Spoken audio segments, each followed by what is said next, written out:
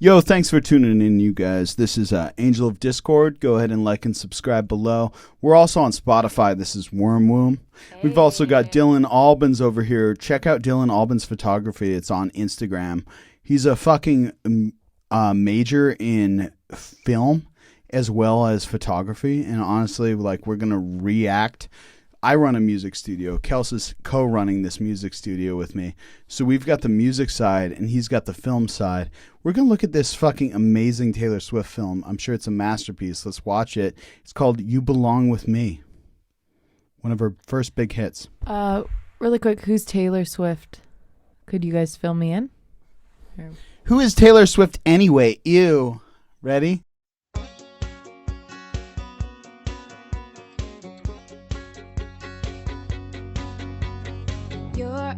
Yeah, sorry. I just want to say those are gigantic windows for a bedroom. But it could be a well. You know, if you're fucking rich, you don't know what size windows people have. You know, like your parents bought you a music career. You're like, this is normal people's houses, right? But is this Taylor Swift's bedroom or is this a character she's playing? I think she's playing a poorer girl. Okay. I'm only playing. She's playing a peon like us. A peon like us. A peon. Let's go on. Your girlfriend, she's upset. She's going off about something that you said. 'Cause she doesn't get your humor like I do. I'm in the room. It's a typical Tuesday night. I'm listening to the kind of music she... I don't know if I want to be overly critical for fun. Do it. But just I don't know, the way they have the boy in his room lit, they have half of his face in darkness, and normally what you're supposed to do when you want someone to kind of be lit like that, but you don't want them to seem evil, is that you give them like a little bit of light so you can see the spark in their eyeball. They want him to seem evil. Yeah, if I didn't already know this music video, I would say that it kind of looks like the way they're lighting him, that he might have like bad intentions. Which makes him seem more attractive. He's a bad boy. He's a Hollywood bad boy. He's a bad boy with a bunch of sports trophies behind him. He's a bad boy, but he's also playing sports. He's a good boy and a bad boy. Yeah, is that a cross country? Okay. Cross country, he's running. He's running from the infidelities that are happening within this music video. He's running hard. Like, and she'll never know your story like I do. But she wears short skirts, I wear t-shirts. She's cheer captain and I'm on the bleachers screaming about the... Whoa, guy's kind of a dick. Am I right? He's kind of lighted to be a villain, like Dylan said. Yeah. And then the next thing you know, he's fucking rejecting her like that? Yeah. What a dick. She loves him, though. Whoa, is he the bad boy? A Hollywood bad boy. I mean, if this is portrayed as high school, like, you I don't know, you got, like, the romanticized type of love. Also, you know, kind of like a bit of a red flag, orange flag to say, like, tired of drama. Tired of drama. Oh, wow, that's a lot louder. Do you see the difference? I see the difference. This is really good audio. It's empowering. Yeah, how's the audio going to be with... It's going to be great. Okay. Yeah, so lean in every time. I'm going to lean in because I also want to, like, look over at you. Oh, look at this. You can... Hey. How... As our film expert, our resident film expert, you are being silly. Tell us more about what you're thinking about the film. Yeah. Well, just I'm seeing some orange flags here. I'm curious to see if this song, if she realized that maybe he doesn't belong with her. Kels, what's your thoughts? Well, I mean, let's be real. Taylor Swift made an entire career off of, you know, soaking the pity pot of her current, you know, boy toy who didn't love her back. So it's hard to say really what's the reality. What the reality is. I mean, I think it's all fiction to a certain degree, and love sells, right? And breakup sells. So she's smart in that respect. But yeah, I think this is purely fiction. I also am just having some fun being kind of overly critical with this because We're all voting for the underdogs. Do we drop the ball now but I'm a huge Taylor Swift fan, so it's just kind of fun to be like, okay, let me take the artist part away and then look at this like a short story. Yeah, because we're all Taylor Swift fans. We all love you by now. Yeah. God damn, doesn't everybody love you by now? It almost makes you feel like you're not being an artist anymore once you start to love you, which we loved you in the first place. God damn it. She wears short skirts, I wear t-shirts. She's cheer captain and I'm on the bleachers, dreaming about the day when you wake up and find that what you're looking for has been here the whole time. If you could see that I'm the one who understands, you've been here all along, so why can't you see? Okay, I'll say it before anybody else says it. But yeah, you ever been that guy who lives next door to the rich girl who's like literally her parents are billionaires that are going to buy her a music career? And you're like, yo, I don't have time for this bitch. Anybody else relate? Anybody else relate to this guy? Yeah, right. Like Taylor Swift ever lived that life. She's fucking always been probably every guy's dream ever. Am I right, Kels? Like, go. I mean, just being a girl, yeah. Like, she has been every guy's dream, like, ever. So I really don't think that she ever really had to. This problem. Okay. I just wanted to check that he wasn't already smiling when he opened the curtain, because he would have no idea what's going on the other side of the curtain. So he opens it and then sees her dancing and then laughs about it. Does he close it again? Now make your comment. I usually tune it out when the video's playing. Gotcha. You were saying like how funny it is that he's laughing when he sees her dancing. Yeah, I'm just gonna wait a little bit longer to see how the rest of that plays out. You belong with me.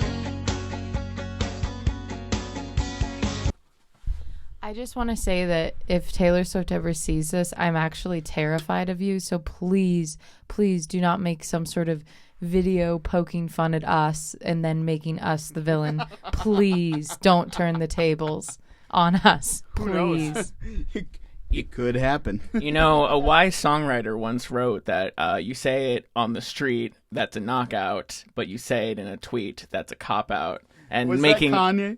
No, it was actually Taylor Swift. Oh! So an online internet comment is not going to be as much as if we made these critiques. Sorry, Taylor. Sorry, Taylor, but I wish it was Kanye.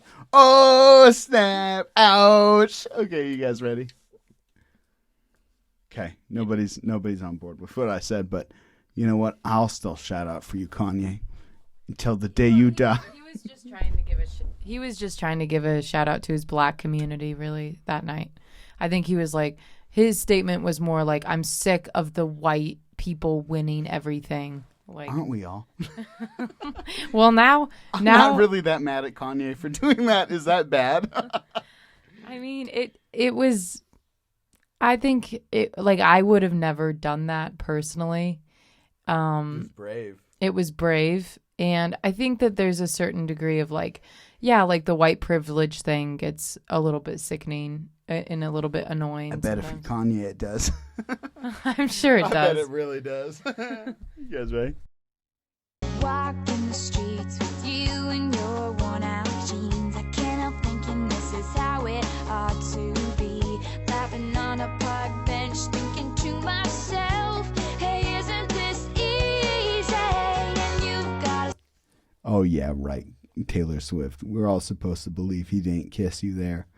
That's exactly what you want us to think, you crazy, crazy, crazy manipulative politicians that run the music industry. Fuck you. I'm just going to say it. You guys literally planned that. Taylor Swift never said that. She was never like, yo, have him part my hair and then like go in to kiss me and then never mind. Like, no, that was definitely her fucking label that wrote that. Okay, anyways.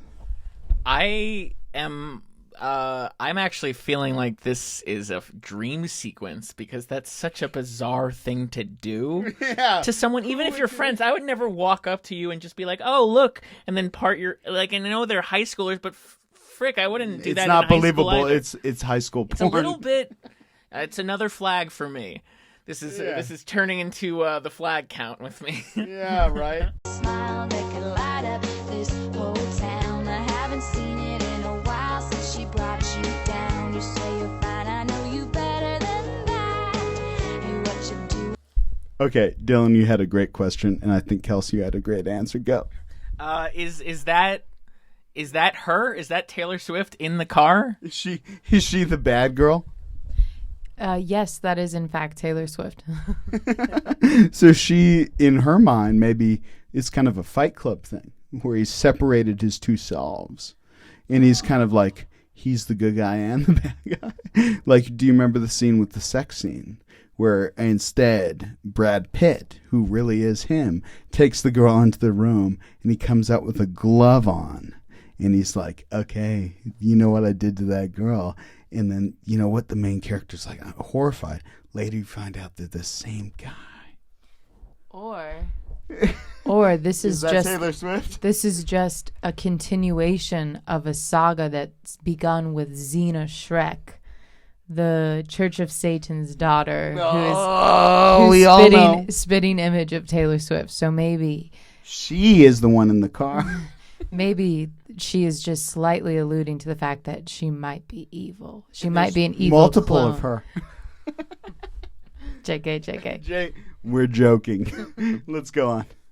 With a girl like that, she wears high heels, I wear sneakers. She's cheer captain and I'm on the bleachers, dreaming about the day when you wake up and find that what you're looking for has been here the whole time. If you could see that I'm the one. Okay, was that the most evil sequence? I'm sorry, not evil.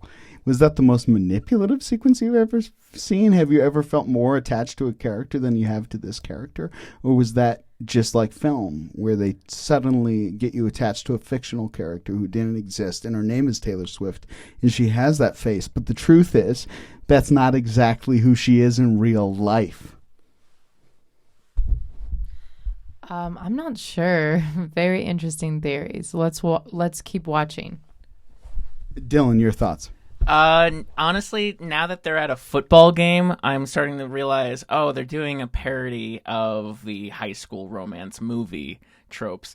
I mean, you got you got blonde and brunette, which is kind of like a on the nose one. You got she's wearing glasses, so obviously she's a nerd even before you see her in marching gear. Do you think that's not just like the common American man's knowledge of women, like that's actually a trope from an old time? This is like 2007. What's that one? I mean, Varsity Blues, maybe. Yeah. It's just a high school love drama. It's nice. We'll see. Let's watch. Let's see it out. I've never seen this movie before, so. I'm being like anal.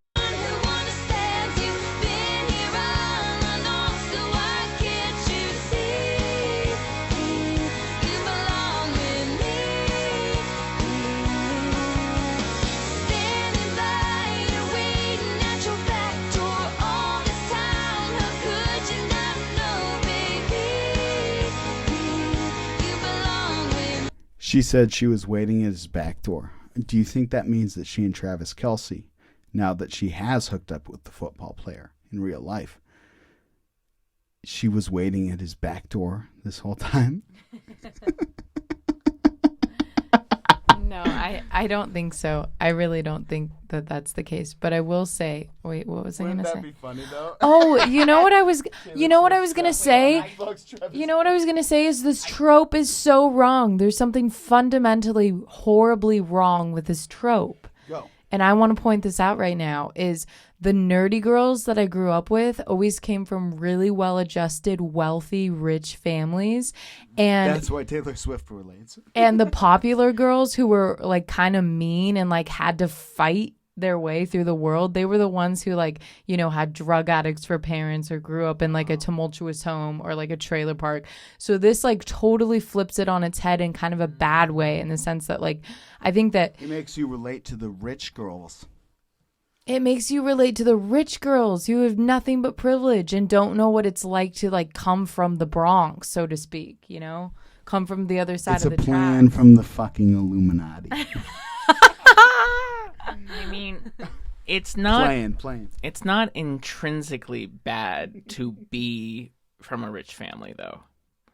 I know, unconscious. That's the brainwashing for you. Yeah. I'm only teasing. Teasing. Please, no, go on. I'm sorry. I'm sorry. I only meant a joke.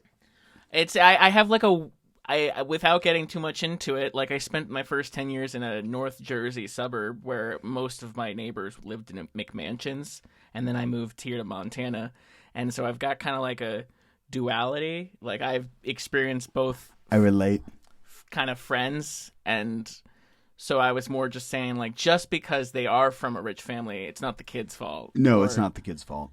I think what Kels is trying to say is this narrative makes you trust rich people more than poor people, which is the real problem. Not necessarily that rich people aren't to be trusted. Okay, this is what I want to say. The narrative here, and I see this a lot, and I saw this with the girls that I grew up with who were very wealthy and kind of like nerds, so to speak.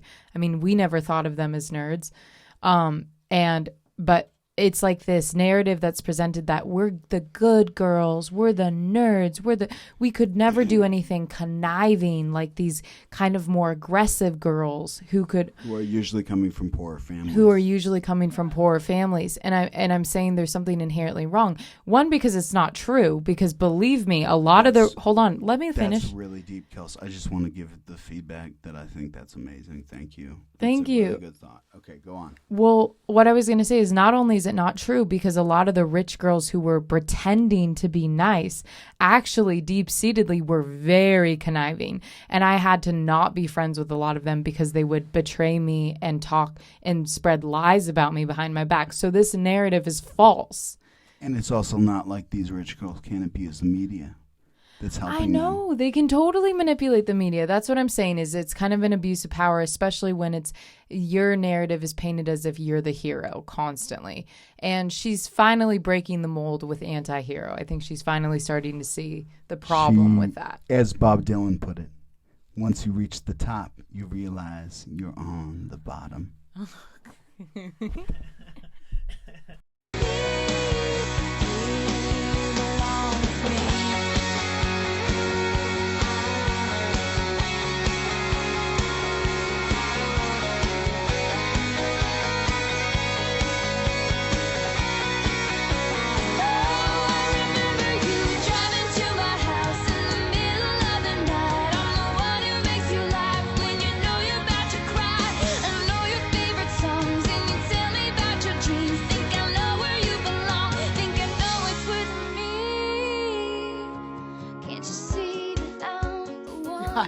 God damn it.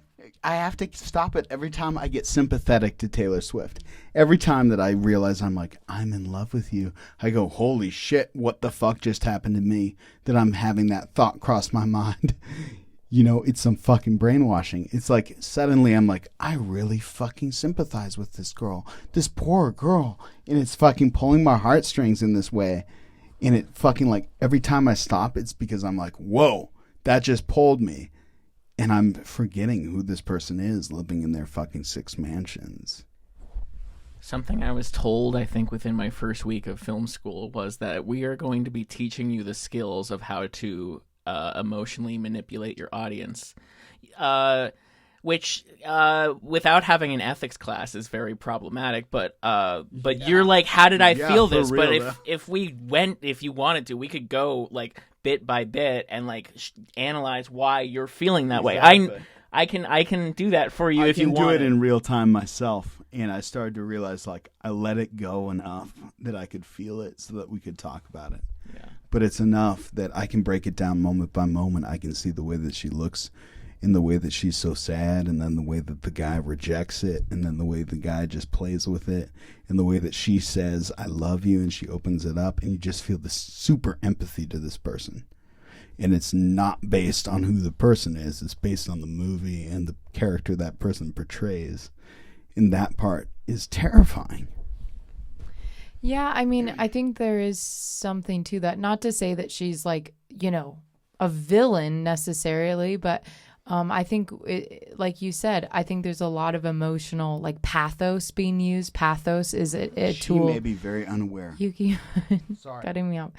I think she's very unaware because she was a young girl when she started this career, you know, so she really, she knows nothing but this, you know, buffer of privilege, you know. Not and to mention, they say, look at the camera longingly, look away. Right. Or make a music video. And then they know how to piece the different pieces that they made together without her even being privy, possibly. Go ahead. Okay, I was just gonna say this definitely just feels like it was absolutely directed by someone else. Like maybe it was her idea, There's but no it definitely feels like, and maybe she her was not that smart at 14 to manipulate people's emotions like that. Somebody else knew exactly what they were doing. That's my take. But go on. Sorry. I lost it. Did I interrupt you? I interrupted you. I'm sorry. I'm sorry. Let's just start it because she's cute as a button. I mean, sorry. She's cute as a button. And so that's why she's very easy to watch on film.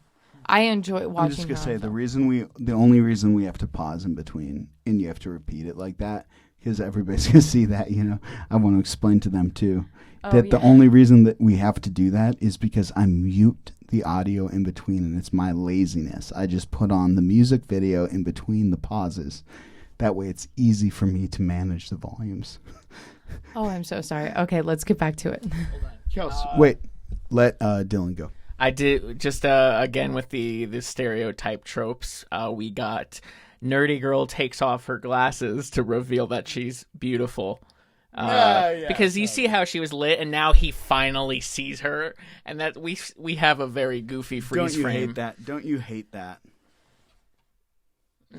No, it's just what I mean is, don't you hate the fact that they always have these tropes like Salma Hayek in Ugly Betty, where she's got glasses on and she's ugly, and the second she takes them off, then she's beautiful. How shitty is that? And how much is that again? What's that? Isn't it America Rivera in Ugly Betty? Not Salma. It doesn't matter. It's called Ugly Betty, and the whole concept is she takes off her glasses in one episode and she's fucking Salma Hayek. That's literally an episode I saw with my parents, and it was like horrible. It was like she takes off her glasses and she's Salma Hayek. And what does that say to little girls with glasses that can't afford contacts, can't afford the eye support that it takes to not have glasses? What's that say to them? They're Ugly Betty until they take off the glasses and they're rich? No. You see, what's actually happening is we're in the character's subjective point of view. And so when she takes off her glasses, she's actually completely blind. So she thinks everyone is looking at her lovingly, but she actually can't see anyone's faces because she's blind. Is that the plot to the episode? That's my analytical expensive degree analysis. You might actually be right. That might be the plot to the episode. I never watched it all the way through. I couldn't stomach it. Seen the show. She takes off her glasses and she's Salma Hayek, and that's about when I walked out of the room as a kid. I was like, you know what? My mom wore glasses all through school, and, you know, I think she was bullied. And to me, I walk away from that like, I'm sorry. I'm not going to support this. I have to just say, we have very few criticisms left until the Swifties are going to come after us with, you know, pitchforks and fire and Brimstone. fire and brimstone. We have very few criticisms left. Just FYI. We have to respect the Lizard Queen. All hail the Lizard Queen. We are the Lizard Kingdom. All hail, all hail, all hail. To see you belong with me. Standing by you, waiting at your back door all this time. At the back door, bro. She's waiting at the back door, dog. That's my favorite line in the song. That's hilarious. The other thing that I would say is go ahead and like and subscribe if you've watched this far.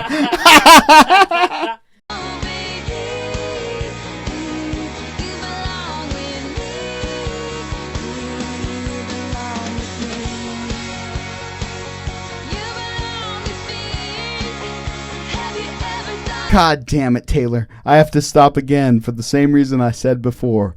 As soon as you fucking pull my heartstrings like that, I am in question. I'm saying, what the fuck did you just do to my brain? You just pulled my heartstrings. That was like the sweetest thing I've ever seen. What do you think, Kels? Well, yeah, she's pretty as an angel. She looks like an angel. She's so beautiful and so cute, and definitely has like such a cute charisma to her that What's this about Xena? Xena LaVey. They do look. The resemblance is uncanny. It is uncanny. We'll do another episode on that, but let's finish the video. Okay, Dylan, go.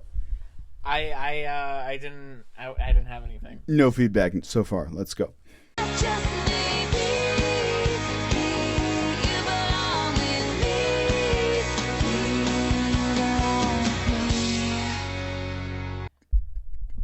This is a little bit of a meta comment, but I noticed this on a lot of music videos on YouTube, that they'll just put videos over the last like 10 seconds of the music video instead of having like a little buffer screen at the end. And it's like sometimes, like I just watched an Orville Peck one, and like it's like there's a super significant moment that happens in like the last 30 seconds, and then they cover up part of that significance. That so sucks. You want to watch an Orville Peck one? Maybe later, but next, we're going to go on to Bad Flower's next music video. Go ahead and like and subscribe and check it out below. We're going to take a short break and we'll be right back. Not to solicit Bad Flower or anything, but yeah, this is Angel of Discord next to me, and I'm Worm Womb, and we both are kind of into punk rock or pop rock. And if you want something gritty and you want to take an exploration on what it's like to be, a person in any sort of, different sector of society than like that little tiny bubble of white privilege, explore Bad Flower's music, because he really talks about, Josh Katz, the writer, talks about, everything and anything that has to do with an American family living on the fringe of society. Not to mention that, check out Angel of Discord and Wormwomb as well, because we're also fucking doing the same thing. So, cheers, you guys. I honestly, one last thought. Pitch. I didn't It's know where Dylan's that plug to go. was going. I didn't know if you were about to pitch yourselves or to pitch the artist you were talking about. I was on the edge of my seat. Like, who are you talking about? This is great. I know. Well, Bad Flower is really worth it. But Dylan, go ahead, do your thing, dude. Do my thing. With Dylan Albin's photography. It's fucking dope. He's shy, but he's very talented. Oh, right. Plugs. I was like, what? Okay, yeah. Hello. I'm Dylan, and I do photography, usually on film and experimental stuff. I have an Instagram at Dylan Albin's Photography, but I kind of am on hiatus, and I'm building a website. So keep an eye out for that. And, yep. Yeah. Woo! Cheers, you guys. Thanks so much. I'm feeling those angel heavens rings, and I'm ready to call this a night. Let's go. My body's in a race to let me know if the alcohol or the cannabis is going to hit me first.